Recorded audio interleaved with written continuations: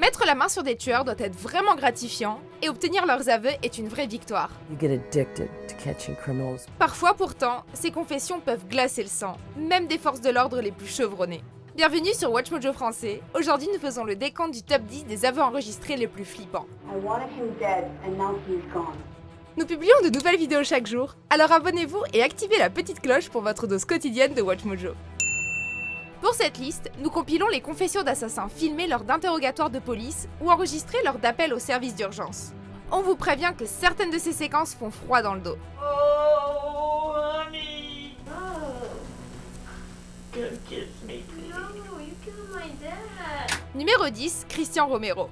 Difficile à croire, mais l'assassin impliqué dans l'accident suivant n'avait que 8 ans et se prénomme Christian Romero.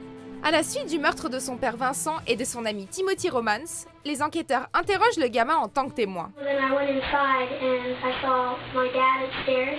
I saw a bunch of blood, like a puddle of blood around his head.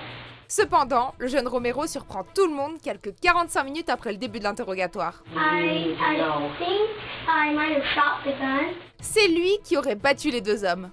Malgré le calme et la douceur avec laquelle on s'adresse à l'enfant, plusieurs experts s'entendent pour dire que Romero aurait été influencé à modifier son récit. I think as the interview progresses, there are clearly points at which they should have stopped it and gotten him an attorney. Numéro 9, Earl Valentine.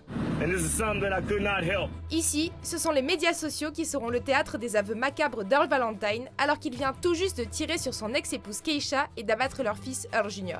You don't even know how many times you're shot at that point. Selon les dires de Valentine, en live sur Facebook alors qu'il vient de quitter les lieux du crime, son ex-épouse l'aurait littéralement anéanti et mérité ce qu'elle a eu. Leur fils, quant à lui, aurait péri en protégeant sa mère. Ce serait même lui qui aurait alerté les autorités sur son lit de mort. Valentine se suicide peu après avoir été pris en chasse par les policiers. Numéro 8, Matthew Phelps.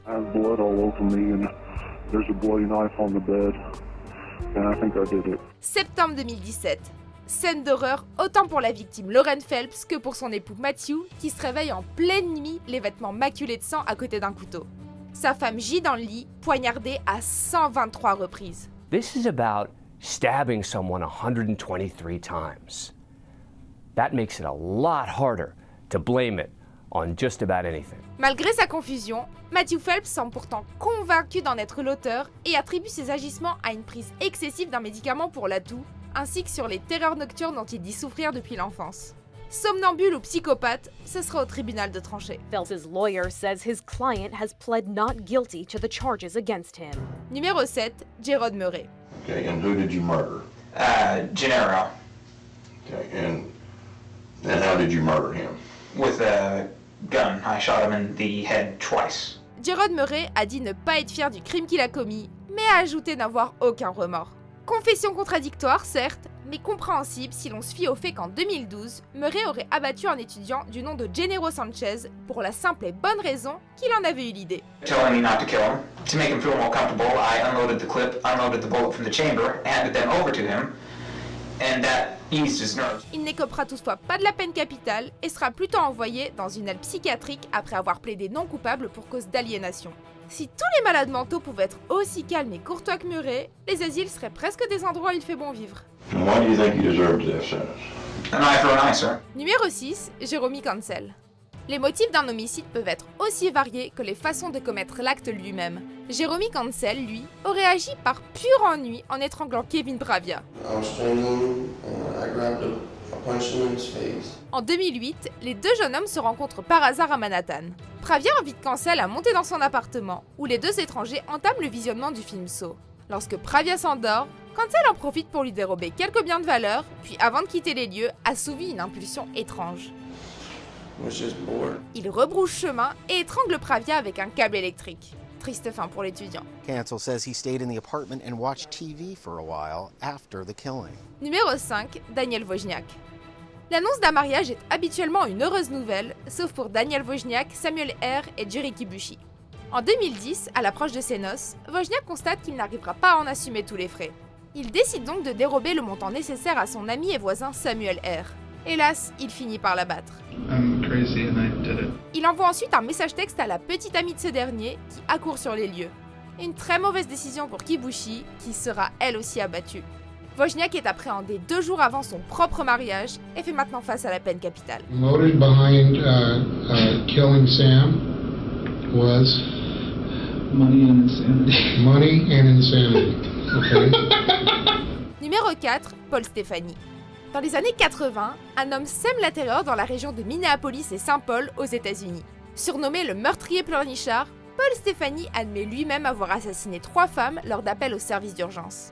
Ne dites rien, écoutez-moi. Commençait généralement le meurtrier, qui, à en juger par sa voix chevronnante, n'avait clairement pas toute sa tête. Don't talk, just listen. L'hécatombe prend fin lorsque Stefani agresse Dennis Williams qui réussit à riposter.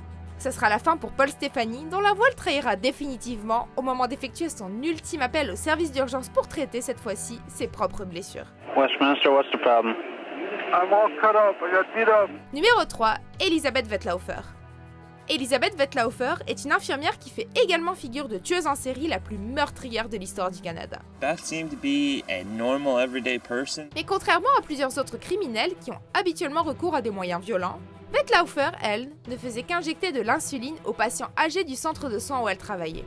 En 2016, lors d'un interrogatoire de 120 minutes, la sadique infirmière avoue avoir causé la mort de 8 patients et avoir tenté d'en supprimer 6 autres entre 2007 et 2016. We call healthcare killers angel of death killers. Les agissements horrifiants de l'infirmière lui valent 8 sentences à perpétuité sans possibilité de libération conditionnelle avant 25 ans. Numéro 2, Cho Seung-hui. Apparemment, le responsable de la fusillade de l'université de Virginia Tech en 2007, Cho Seung-hui, en avait gros sur le cœur. When the time came, I did it. I had to. Bien qu'il se soit enlevé la vie à la suite du drame qui aura fauché 32 innocents, Cho aura tout de même pris le temps de laisser une quarantaine de clichés de lui-même, ainsi qu'une trentaine de vidéoclips expliquant son geste. You had 100 billion chances and ways to have avoided today, but you decided to spill my blood. Grâce à ce sinistre testament, les autorités concluent que l'étudiant démontrait quelques symptômes associés à la schizophrénie, qu'il en voulait aux gosses de riches et qu'il était solitaire, dépressif et suicidaire. Honestly, I had classes with him for 3 years and he was known as being expressionless. He usually sat in class and I never heard him speak once. Avant de révéler notre premier choix, voici quelques mentions déshonorables. Who did you murder? I murdered my wife. You shot your mom. Yeah, she did. Numéro 1, Cynthia Sdebaka. On s'imagine facilement la tête d'un meurtrier être celle des méchants de films. On imagine rarement une grand-mère sans histoire d'un peu plus de 60 ans. Et pourtant, voici Cynthia Sdebaka. Elle a écopé de 50 ans d'incarcération pour le meurtre prémédité de son gendre, Geward Eustachio, en février 2014. We're gonna ask you some questions. We're gonna ask you some questions because we're trying to figure out what happened today, okay? Alors qu'Eustachio lui tourne le dos, elle lui tire dessus, l'atteignant 12 fois. Une agression pendant laquelle Cynthia prend le temps de recharger 2 fois son arme. Elle est ensuite allée au casino, vu que c'était son anniversaire. L'interrogatoire qui s'ensuit sera aussi expéditif que révélateur. Oh, thank you, thank you, thank you, thank you, thank you. Êtes-vous d'accord avec notre sélection? Jetez un coup d'œil à ces autres super vidéos de WatchMojo français et n'oubliez pas de vous abonner pour être au courant des nouveautés.